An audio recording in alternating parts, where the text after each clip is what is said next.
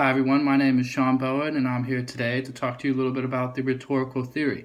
What I want to talk about is ways that we can better use rhetorical theory and ways to benefit us, and how the rhetorical theory came about and what are some things about it.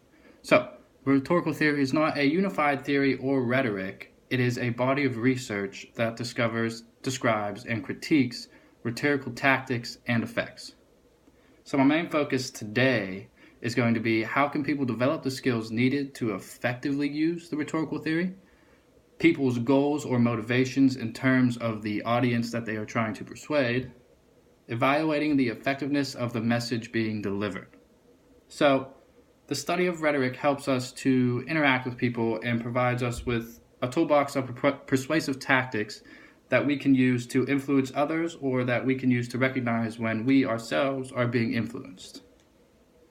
How can we use the rhetorical theory in business? Well, you can use it multiple ways. You can use it for ad campaigns or anything like that. So if you're trying to persuade someone to purchase your service or product, a good way of using the rhetorical theory would be an ad campaign saying why your product is the best product that they need, or reasons why they should go with you over somebody else. All persuasion, all things like that, that you want to see somebody listen to you and believe in what you're saying.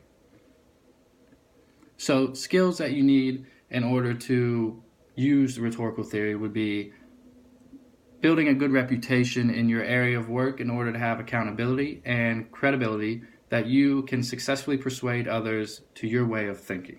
So you want your audience to believe everything you're saying. You want to use the rhetorical theory as a way of persuasion. So if you can do that, then you're using the rhetorical theory correctly. If your audience believes in what you're saying and believes in the product that you're pushing towards them or the message that you're delivering, then you're using the rhetorical theory the way that it's supposed to be used. Goals.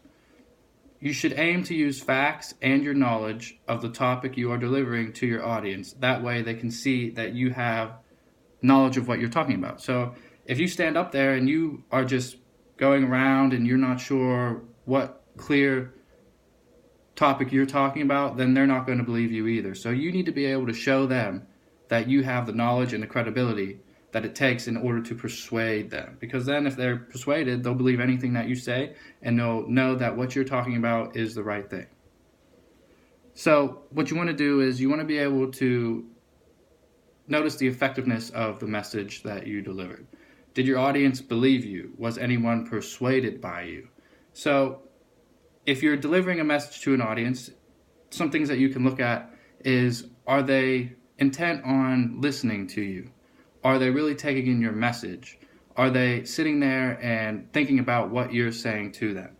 Those are all keys for knowing that your audience is interested in what you're talking about. So if they're interested in what you're talking about, then it makes it much, much easier to approach them, persuade them, and use rhetorical theory in a way to show them that your product, your message is what they need to buy, what they need to use, what they need to purchase, anything like that. So rhetoric is all about convincing others to the way that you are thinking. So if you can do that, then you'll be able to do other things as well as sell products or have ad campaigns or use it in a workplace meeting to show why your presentation is better than your coworker's presentation.